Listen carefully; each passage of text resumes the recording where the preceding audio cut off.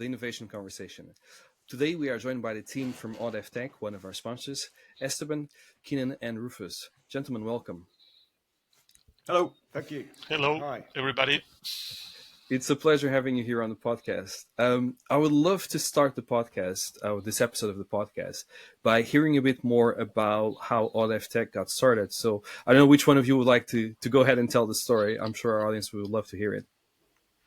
Well, maybe I can kick off, and then Cynan, you can tell us more about the history. He has been there for a long time, working with us. So,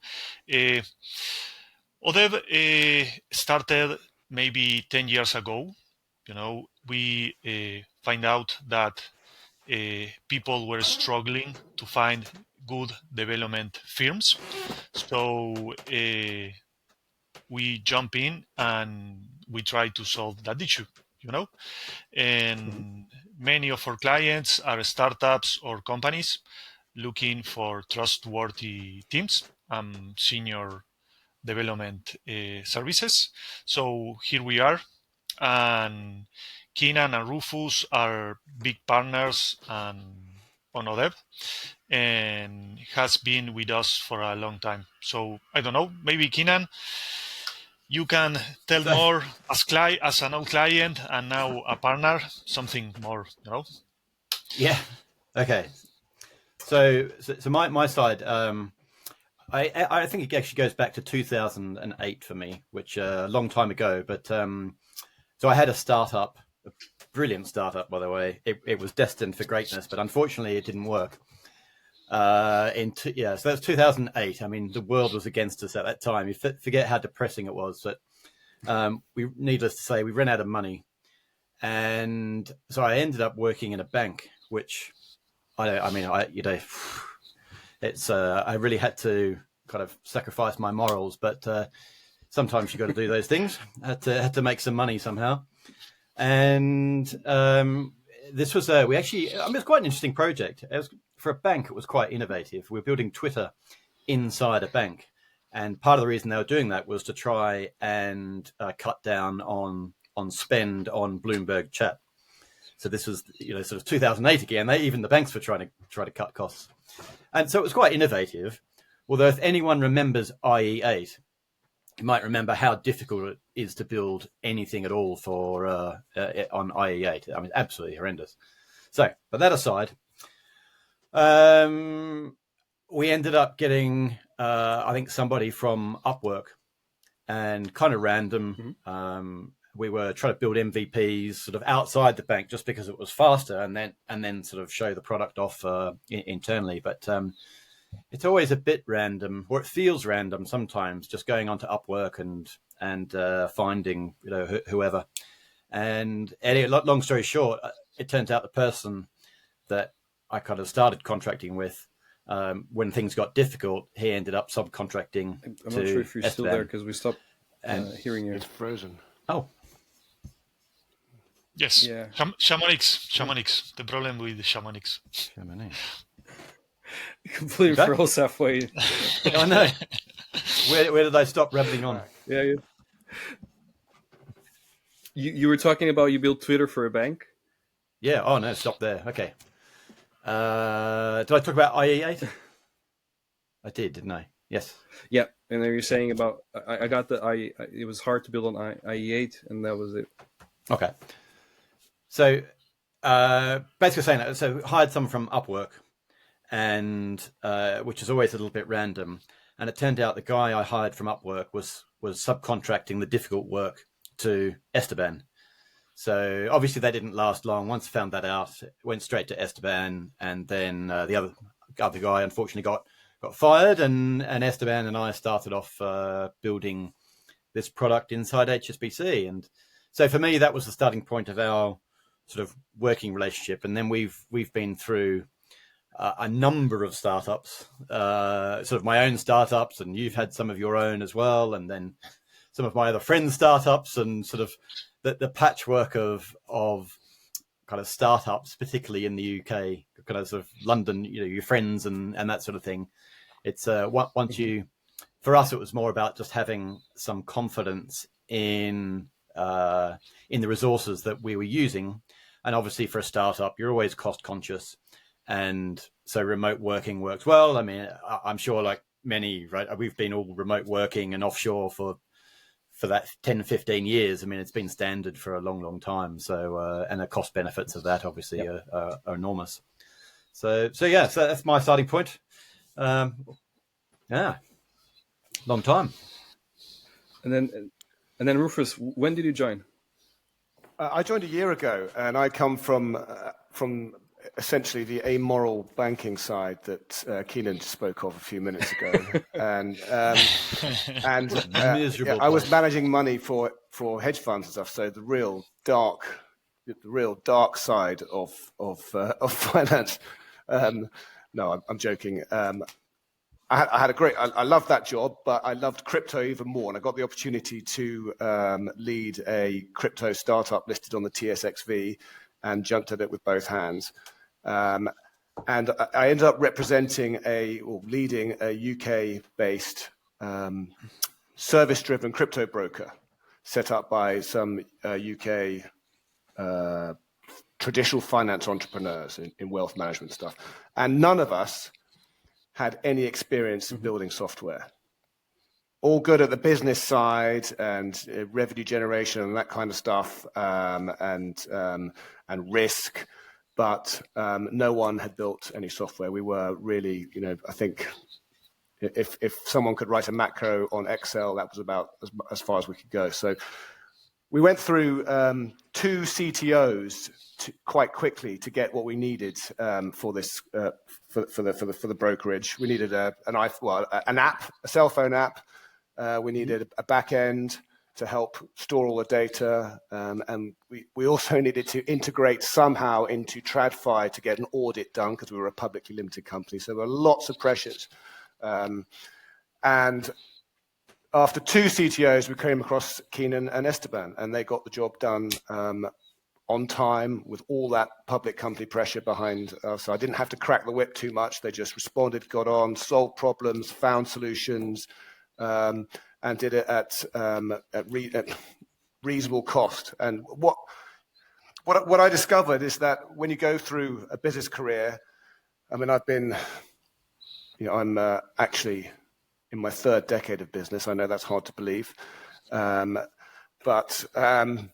when you come across people who are keepers, you want to hold on to them. People who actually deliver. And nowadays, tons of people have startup ideas or software ideas, but tons of those people haven't got a clue how to write any code. And when you come across the right people who can help you realize your dream, then it's extremely valuable. And so when I left the crypto brokerage and Esteban asked me if I'd like to join them, it was a no-brainer, really. So that's how I came to it.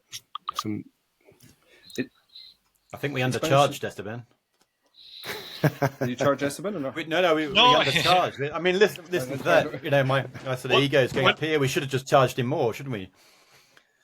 As you can see, Ricardo. As you can see, Ricardo, now we have the good guys, the bad guys all together. So we are very good now with Cynan, with Rufus. We are working now on many fintech projects, and we are becoming really good at that. So I mean, it's great to have such team, and it's great for other startups and companies be able to have the team we have. So thinking about something, because you've all mentioned that you've had many previous projects before, and that actually gave you a lot of experience, which when you're building something for a startup, you bring that to the table, right? You're not just developing something based on someone's request, you're actually giving your input on what should be built and the way it should be built, right? So what do what's your advice for someone starting a business right now? Because you have tons of business under your belt in different regions of the world. So what are like the top 3 tips that you always say, do this first and do that? We have many ideas, Many of them. But Yeah, I don't know. Take care of your budget. Take care of your budget. Mhm. That should be one of the first. I don't know. Keen and Rufus. I think it starts before then. MVP, I think iterate, test. Yeah. No, even before then, for me, like, so one, even as a developer, I think Figma is the best product that's ever existed. I think it's amazing. I think, well, one of my experiences, particularly of say early stage investing, is that hardly anyone actually uses your product. Not in it. I mean, if you're lucky if they do. If you get big numbers and you've got sort of you're viral a bit or you get some traction, I mean that's awesome. But if you're most people don't, is the default really. So you can end up putting huge amounts of work into stuff that doesn't get used, particularly at that early stage. And I'm guilty of that more than anyone, I think. But the point I was going to make is I think between doing stuff in Figma, because design is cheaper than development, because you can change it so fast, and you can have so many variations, and most of the time you're just trying to convey the idea. So you try to pitch to people, try to refine the idea, try to get across what it looks like. So I think that stage should actually last much, much longer. Now, once you get into development, you're going down a path which you're committed, or it's just harder, or despite all the tools, it's still harder to be fast or as fast as the design kind of Figma stage. And the other thing that I always think is that book. I'll forget the name of it now. What is it? Someone will have to prompt me. Think Fast, Think Slow. What's that book called? I've got it here somewhere. Hang on.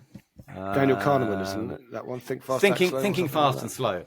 Yeah, Thinking Fast and Slow. That's the book I had in my mind.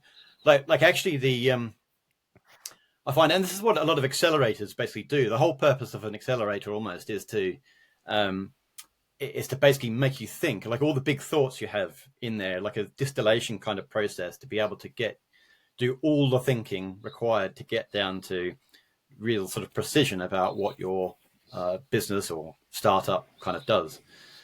So I think because that's free, and because doing work in Figma and the design and all that kind of stuff it's not free, but it's cheaper. Like the more you can do in that side, the better. So that's the first thing. And then the second or third thing as well, I always think of, I think like if you've got like a barbell, you've got like sell the dream versus build the dream. And it's like the more you can sell the dream, the better sales skills you have, right? Then the less you have to develop. And I mean, I always struggle with this. Like, I build far too much. Basically, everyone builds far too much. All these startups build far, far too much in a way.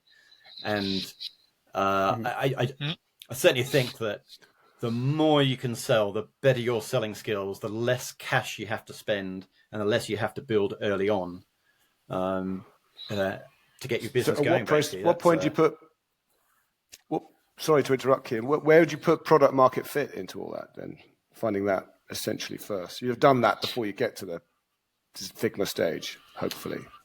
Do you think?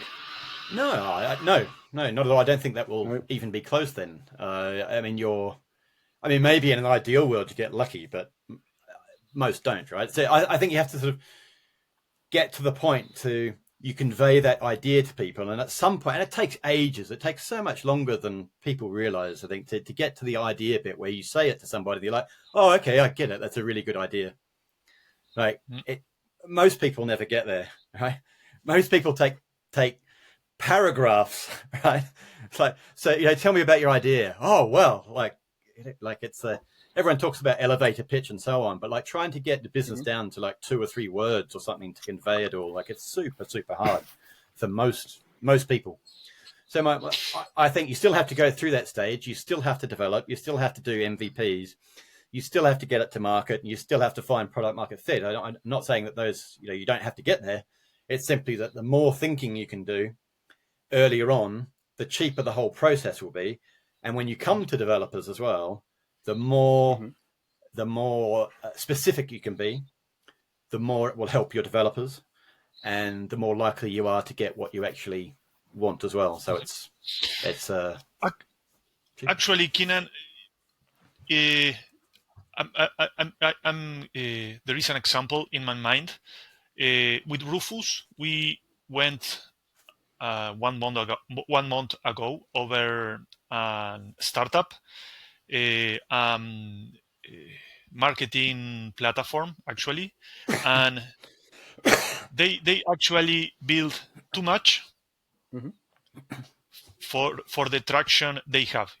I mean, Yeah. they only have few users. They didn't have the right pitch, but they have built this huge platform and spend a lot of money, Mhm. and they are getting maybe 10, 20 users per month.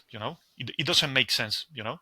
And when they try to pitch, they actually don't know how to give you just a single phrase of what this platform does. Yeah. So I mean, it's Rufus, I'm sure you remember. So it's an example, actually. I think this is what I think happens is everyone who has the startup, who has the business, thinks they're pitching it the right way and thinks they're being like super precise.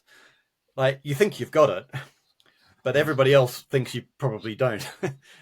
So like Exactly. because when you run the business, you put so much effort into it, and you slog away, you work so hard, and it's super clear to you. It's so clear what you're trying to do, but it's never as clear to anybody else whose heads are full of all sorts of other things. But to be able to explain a complicated subject in simple manners it's an art form, and not everyone can do that, right? That's a whole different art. Yeah. Rufus, I mean, you were saying? Yeah, communication is one of the biggest skills. Communication and selling. I mean, if you get that right, I mean, I'm assuming that anyone hoping to do a startup has tried to pitch their friends and family first and managed to sell them, because I think that maybe they half the time they're not interested. I know, I've had my ex-wife. If I talk about finance, she used to get very disinterested quite quickly. Financial startups, but anyway, that. No, I'm joking. I think if you can't pitch your friends and family on your idea, then you've got to go somewhere else with the idea. But I'm assuming we've all done Your that. friends and family are nice to you, though, mostly. Yes. Maybe not ex-wives, but like generally friends and family are nice to you. But if your ex-wife tell you it's a good idea, it's a good idea. Exactly. Yes. You've got product market fit. That's it. And if you have 5 ex-wives, well, you have a small team to prove your ideas. Exactly. Good point. I mean, I would hope that my best friend told me, no, Rufus, that is not going to make it out the door. Forget it. But yeah, I guess. I suppose the key is to run it by your friends and family before you become too involved in it, before too much work has gone in. But anyway, What do you say would be the main challenges of building an MVP from your perspective? Because obviously we talked about how hard it is to actually be able to clarify what you want in the beginning. We also talked about making sure they have validation from your friends and family first, and also some good product market fit. So what do you think when you're building an MVP, what are the main challenges that you see every day? Scoping, scope creep, big ideas, big dreams that aren't matched by the budget. Yes. Flippant non-technical people. Oh, non-technical people. Scope. Like, I don't know. Let's build. Well, here's one. Like, let's build a crypto brokerage. Right. I want to do a demo next week. Is that okay? Yeah. I mean, how many times has some non-technical person kind of said that to a very small team of I feel there's a story there. Actually, I want to find out more about that story. well, yeah, I've said that loads. I'm a technical person here. Why not? I want it yesterday.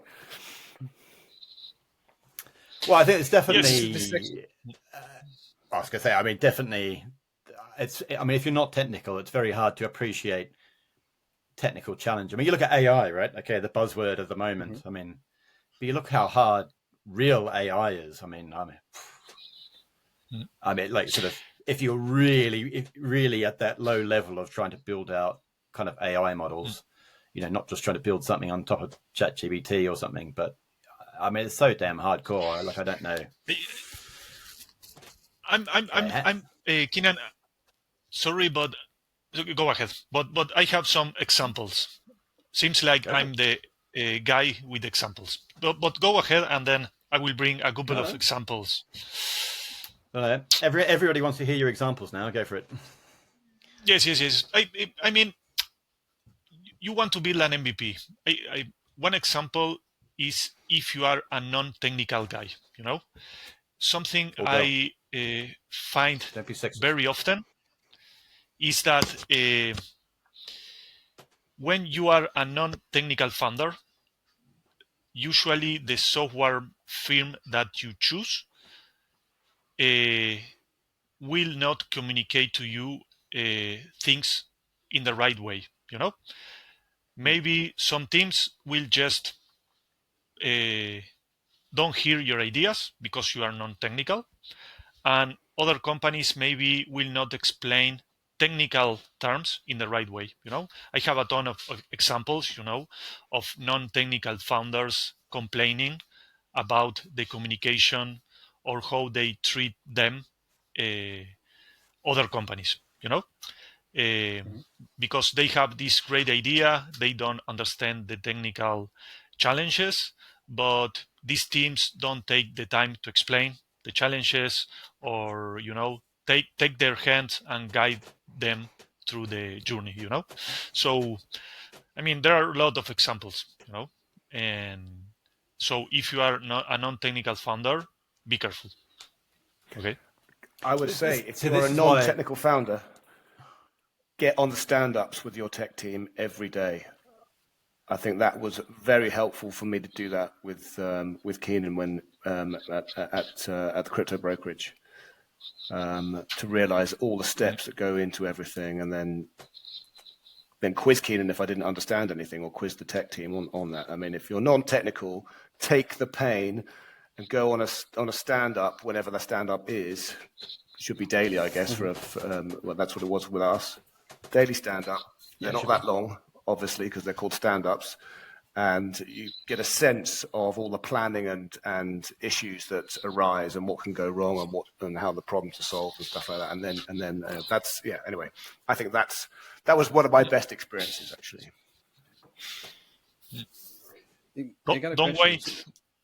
Don't wait 1 or 2 months to see the progress. Just be there on a daily basis. Yes. And how does the startup manages that with you guys? So when they hire you to provide the software development, how does that stand up work, and how does that communication work? How does the process look like? What's the process? Is there a process? I don't know. It's pretty simple, really. I mean, there is a process. Cynan today, yes. I mean, well, what process was there? I don't understand that. You have to look at the context of there was no communication, really. There was no. People used to have a stand-up once a week. I mean, ridiculous. Like, how do you convey a lot of detail in once a week kind of meeting? I mean, I think we lost Cynan in a big meeting. Cynan again, yeah. Like, everyone sort of nods their heads and then goes away. French, and nobody understood anything. Yes. Oh, sorry, Cynan, we're losing you. You should upgrade your connection, Cynan. I put a marker down anyway, so we should be fine. But... Sorry, I'm back now. Sorry. Can you hear me? It's weird because everyone's upload. Yeah, no, it's good. Everyone's upload speed. By the way, we can edit this out. But everyone's upload speed is great, apart from Rufus, which is only 56% uploaded. But then you're the one that keep on cutting out. I don't know why. Yeah, sorry. Really and I'm the guy in South America. Yep. I'm the guy in South America, but my connection speed is great. So maybe I live in Chamonix. I'll say when it rains here, it's in the mountains, the internet just halves. Internet, just the speed. I don't know what it's got to do with rain, but it's consistent. I've done the analysis. So let's cut this bit, and then let me jump into a question, and then we'll just crop this. So how would you build your team? Let me phrase that. When you're building a team, what should you look for? Like, what are the key elements when you're building a team long term? I think one of the main keys for a long-term team, is find senior or use senior developers. You can use junior, you can use middle level developers, but your core team, when you start build your MVP, should be senior developers. Okay, that is one of the way to guarantee that you can have a long-term team and you have a good foundations in your MVP. Also get people who are committed with your project. Okay, if they don't communicate on a daily basis, if they are slow on your request, if they share their time with other projects, that is going to be a big problem for you. You should get people who are involved. It's better to have a smaller team but fully committed with the build of your product than a large team, who is not committed to your product. And also the team should have the right skill sets. That is really important. If your product needs a good UX UI interface or should be visually appealing, get a good UX designer, and that guy should be part of your team. If your platform is I don't know, it requires strong backend skills, get a good backend developer who are fully committed. Don't it's not a currency that you can exchange. You should find very good, just a few people that will be involved in your project. I think also that to add though, I think you got to say what kind of business is it? As in, like, is it a startup, or is it say an existing business with and the difference I'm going for is like what are you trying to achieve really? Like, do you want someone? Is this like a guaranteed year-long, forever kind of gig where you're offering stability to a developer and maybe an existing product, or you try to get something off the ground? And so I kind of take, most of, certainly my world anyway, it's startups. It's like if that business is there in a year's time, everyone's going to be happy, right? So, so I think two things. One, generalist is good. Like it's the smaller you are, the harder it is to afford truly specialist resources. So it's okay to be to get generalist, and generalist just means you can get somebody to do the back end and the front end, and you don't need and as long as they can deploy somewhere, sometimes you just need to get it out. That's the only thing. So being generalist is fine. Yeah, that's it really. I think you both nailed it. You forget the pills. You nailed it Second from the perspective of. I think you've both nailed it from the perspective of what you need in a team, which involves software development. Of course, all businesses now are basically software businesses. Pretty much whatever you're doing, you need some software. As if from the less technical view here, I'd say the bare minimum in a startup team is you'd need a salesman and someone who can get things done. Person. Which equates to, communication and the generalist that Keenan was just talking about, I think. But basically you need, because those skills are not all, you can't, to find that in one person is very rare. Someone who can sell and get the stuff done, and they're two very different skill sets, two very different personalities. So at the very minimum, I think you need, in the smallest startup teams, that's what you need.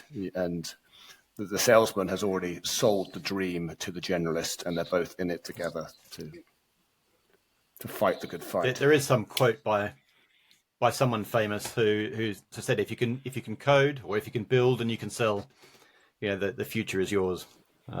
Yeah, it's quite hard. It is hard to do both. Do you find any difference between, obviously you live in different countries, you operate in different markets. Do you find any key differences between all these markets that you can just tell, in the UK people do business this way, in France it's the other way, in Uruguay it's a completely different way? And if so, which differences are there? We don't really operate in our markets, question. do we? I mean, yeah. Potentially, yes, but interesting nevertheless. What I'm trying to find out is, because everyone in the UK, a lot of startups say, it'll be easier just to build something for the US market and operate there because they have, deeper pockets. Investors have deeper pockets, or it's a bigger market, and all the companies you deal with. Do you find that they operate in a different way based on where they're based, or actually they should all build the same way regardless of where they're based? I think maybe UK-based companies or startups are more carefully how to spend their budget. Maybe in US, if they have the budget, they just spend it, more quickly. And sometimes that could be a problem for US startups. Usually they try to start with bigger teams. They start to burn the budget quicker.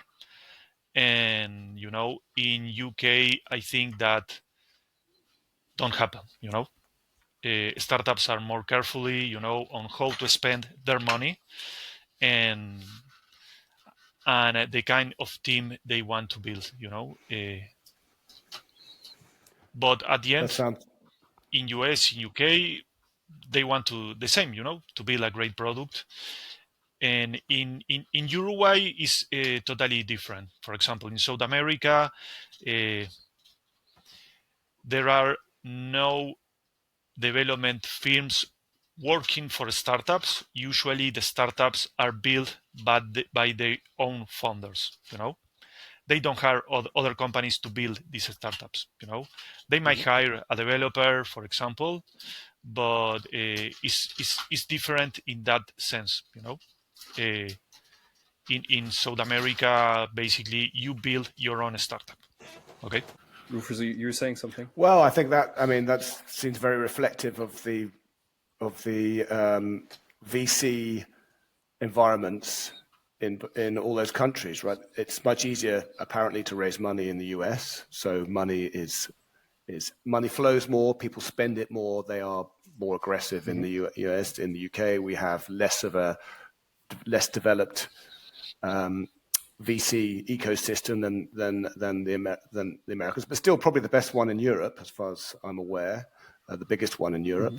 But it's still not as dynamic as the US one, and so it's more risk averse, and therefore budget spend and the attitude to budgets in startups is perhaps a little more conservative, and sometimes you need to be aggressive. But I can't speak for South America, sadly, but that would it all.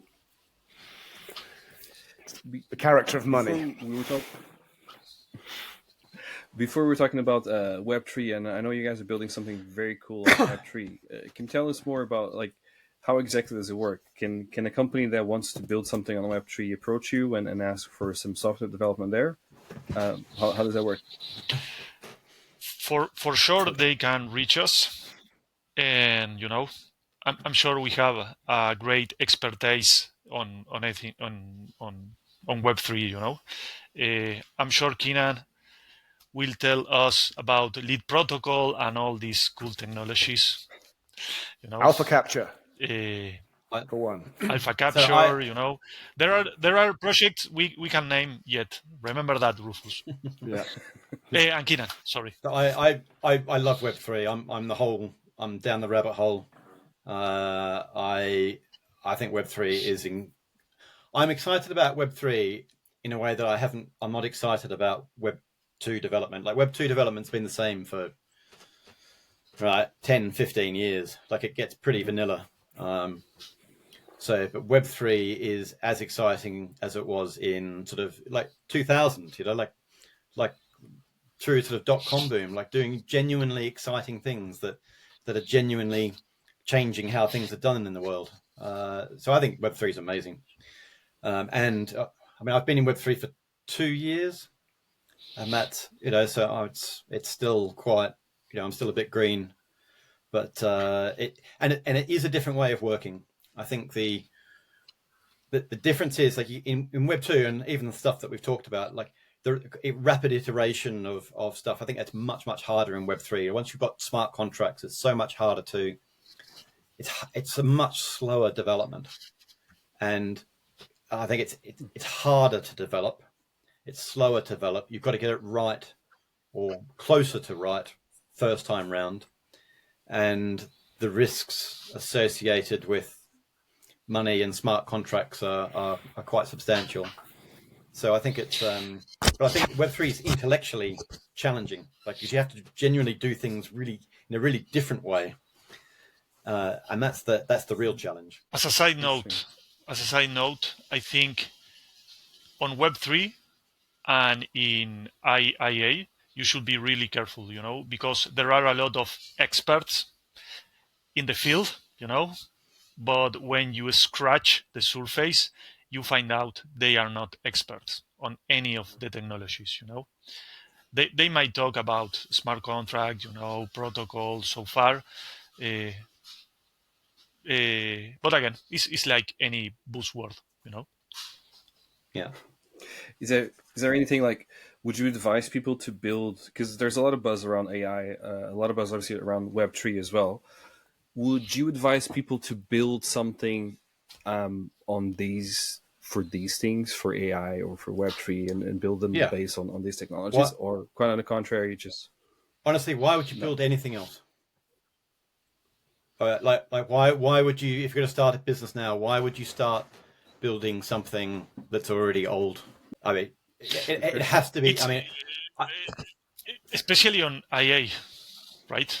I mean, AI. You see exactly. Some people, you see some people pop up with I've seen a few on the investing side of things, which we're involved with, and you think just look at the moment you've put your head into AI or into Web3, and you have a certain way of doing things, and you see what's possible, and then you look back at Web2 and you're like, it looks archaic. Honestly, why would anyone want to invest into a Web2 business now?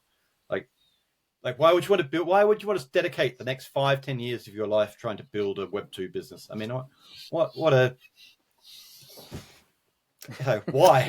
It's just not technically interesting. It's not where the world's going. It's not where people want to invest in. It's not the future of tech. It's not the way to disrupt things. So honestly, you shouldn't do anything else other than AI and Web3. But there's still some businesses that could use Web2 for multiple like things, what? right? I don't know, food delivery service or something like that. Yes. Yeah. I think what happens is that you can use Web2, Web3, any technology, but the niche start to get smaller and smaller. The niches you can tackle are getting smaller each time. For example, in the past you can have your delivery food app, and you can make it great, and now you should think on a delivery food app using drones. You should tackle every time smaller or think more in depth of what you are going to offer in your startup. It's like getting harder to get good ideas, I think. No way. No, it's the opposite. There are Okay, more ideas. Okay. What's that? There's another famous quote. I don't know who said it. It was the guy in the late 1800s who said he should close the government patent office in the US or something because all the good ideas had been had. I mean, what a load of nonsense. There are AI and Web3 provide more opportunity for new ideas and new ways of doing things more than ever before, more than faster to market than ever before. But Take it back, you should Esteban. be. Take it back. No. I mean, I got your point, but each time you should be more innovative. Yeah.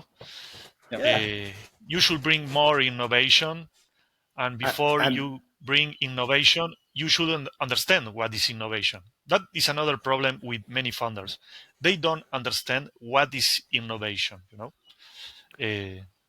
what I Sorry, liked about Rufus, what you go ahead. said, what I liked about what you said was that you need to focus the niche a bit more nowadays. So you have to be a bit more specialized. So the example of a food delivery app now being drones, and then then someone needing to make specific software for drones that manages deliveries and that kind of stuff. You need your startups probably need to be more niche and more focused nowadays, given the proliferation of AI and Web3. I think that's a very valid point. And I wonder how much Web3 reduces or makes the investment side of it harder, because Web3 is more about protocols and empowering individuals rather than empowering specific businesses or sectors. That's cool. Is that too broad? Is that too broad a generalization? I Probably get is the point too- you're making, Yeah. but that, like, but this is a good thing, because now It is a you good say, thing. okay, but Web3 is about communities, and particularly kind of token-based rewards looks to reward the community, sort of built around those protocols, but it also therefore disrupts all the traditional businesses that we know and it's may beautiful. not love. It is. There you go. More innovation, more ideas than have ever existed. We can disrupt the entire system now. This is why it's exciting. And it's never actually been more rewards. important. It's never been more important, because we run the risk as a society of being dominated by Google, Amazon, Facebook, OpenAI, Microsoft, right? And the more they get ahead in AI, the more they're going to steal the future on everything, right? They'll own businesses that create nuclear fission at some point, or solve cancer, or whatever, because they've got this first mover advantage into large language models and stuff, and that means they control everything. So Web3 has never been more important about empowering startups and the individual, and you tie in crypto with that to make sure that it's authentic. Because the dark side of all that is you get, I don't think it's just first mover either. I mean, you look at LLM specific maybe, but if you kind of dumb it down, the amount of compute that you have for these models improves the model. Therefore, sort of the biggest companies who have access to the greatest compute have the greatest models.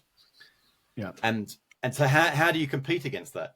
Like, you end up, and you look at what's driving the markets at the moment, like obviously Nvidia, but Microsoft is also at 52-week record highs, right? It's all the big ones, so the Google, Microsoft, we all know that. But how do you then take on these big companies? They just get bigger and bigger and own more and more, and the reward is shared with only a relatively small number of people. Yeah. And that's the exciting bit about Web3. Whereas you could, rather than rewarding only shareholders, you could reward all the users of, say, an AI model, for example. Do you think that crypto is still a scary word for some people, for some investors? Or quite on the contrary, it's actually being seen as something that they can see it straight away as it's functional, and there's money to be had, and they can see the return straight away? We found, we have been raising for a protocol, and we definitely find that there is a line, sort of Web 2 and Web 3. Now, if you have to convince somebody about Web 3, or you have to, in any idea, explain the value of a token, like just general terms, like crypto, token, Web3. If you're having to convince anybody at all about any aspect of just generally why it's a good thing, then it just ain't going to happen. So people have to buy into it by themselves and all their experience. So I mean, we wouldn't ever, I think, any more pitch to a non-Web3 investor, for example. It's just not worth it. But all investors should come over. I mean, it is genuinely exciting. They've got to make that jump into Web3. At least understand it. I mean, it's going to be a big part of the world. Yeah, they'll have to, or they'll die, basically. Yeah, in the long run. Completely. It's all going. It's a bit like what happened with It's the same thing that happened with the .com bubble, isn't it?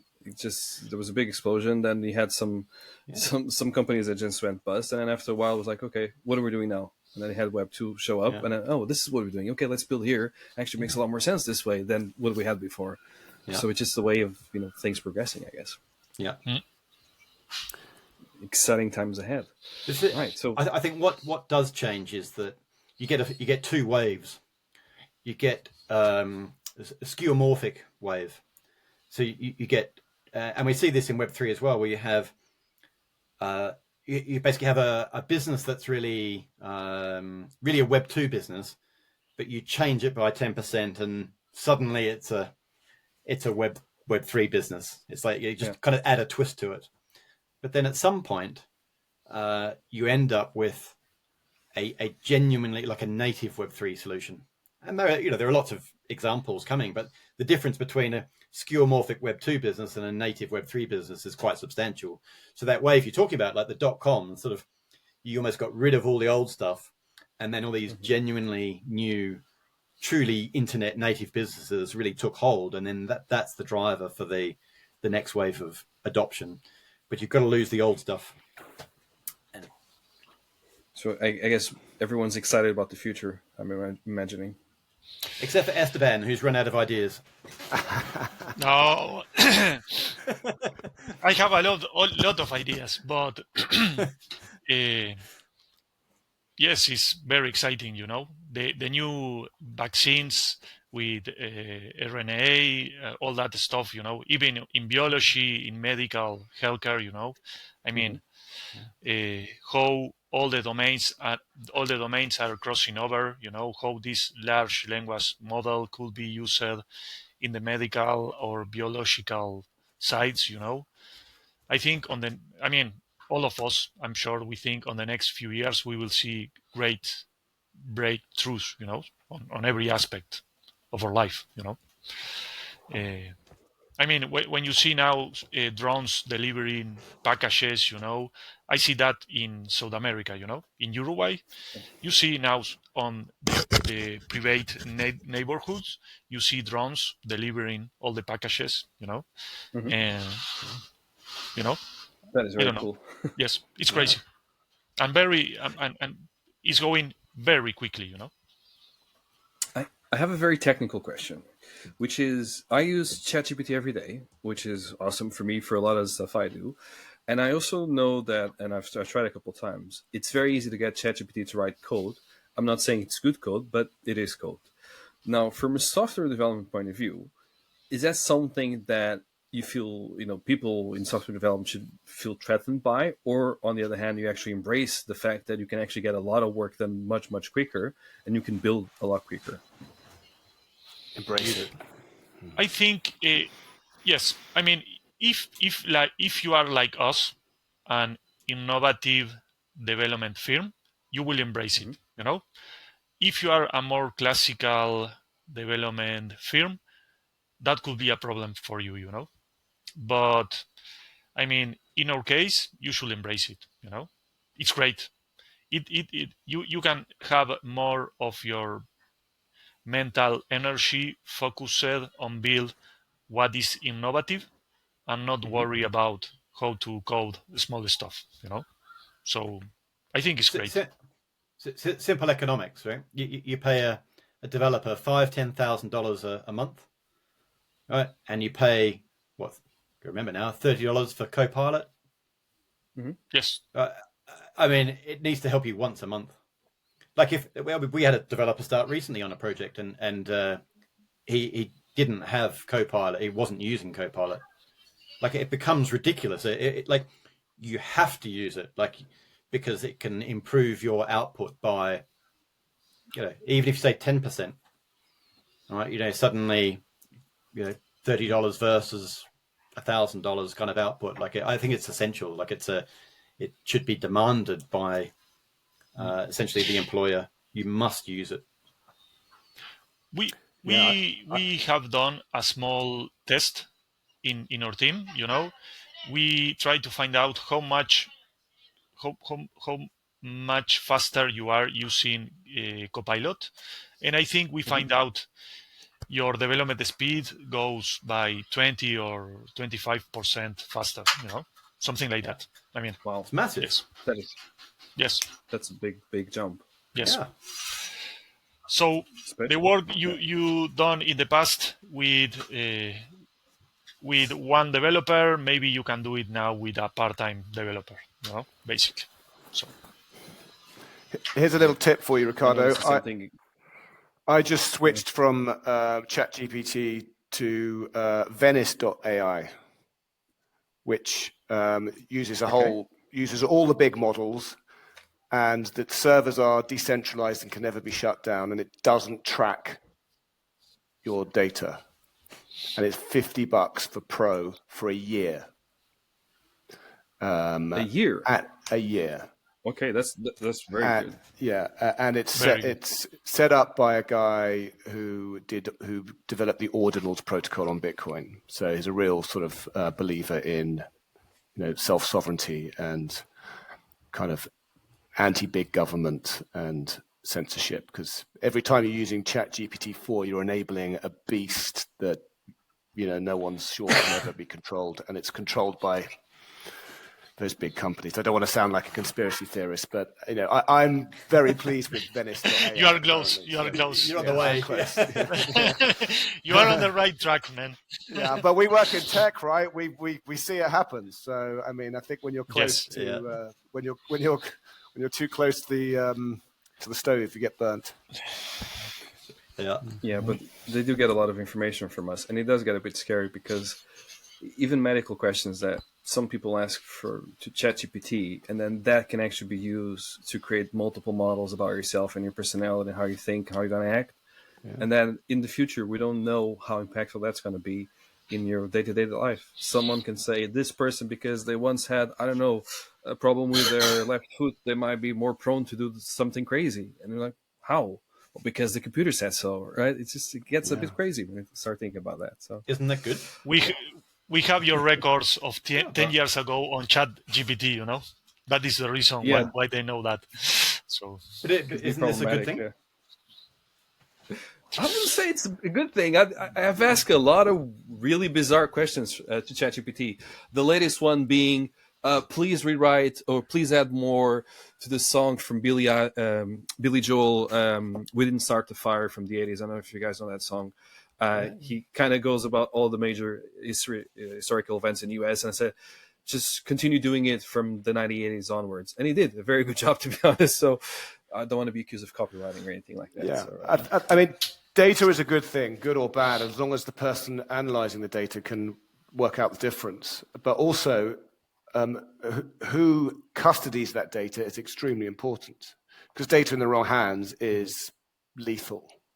I guess we'd all prefer whatever data we had to be owned by Microsoft over the Chinese Communist Party, probably, but I don't think there's much in that, given that we don't live in China. But I've heard some frightening tales of lives being ruined by data being misappropriated and attributed to the wrong people.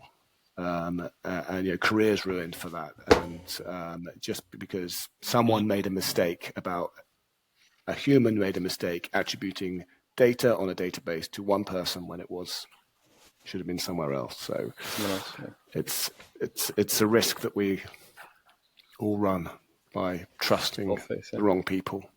speaking of trusting not the wrong people but the right people, if people want to reach out to your team in Odev.tech, how can they do so? They can get on our website, Odev.tech. They can reach us. They can reach me, Cynan, or Rufus. I'm sure in the podcast website you have the contacts of us. Yes. And or drop us an email to Esteban Odev.tech or Rufus Odev.tech. They can reach us anytime, and we will help them on anything they might need. Perfect. Gentlemen, thank you so much for your time. I really enjoyed our conversation. Thanks Thanks for for having your us, time, Ricardo. Ricardo.